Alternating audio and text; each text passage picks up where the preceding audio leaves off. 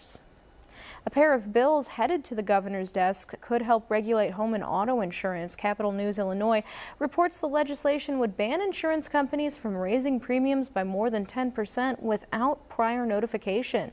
Policyholders would get at least 60 days notice for homeowners insurance and at least 30 days notice for auto insurance. The bill also prohibits insurance companies from setting rates that are excessive, inadequate, or unfairly discriminatory.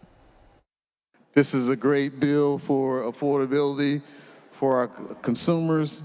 This is negotiated as perfectly as we could with the industry. We want to make sure that rate review happens.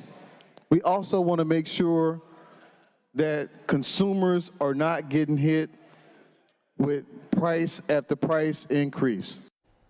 Insurance organizations argue these bills will lead to higher costs and fewer options. Governor J.B. Pritzker says he plans to sign the bill into law. Another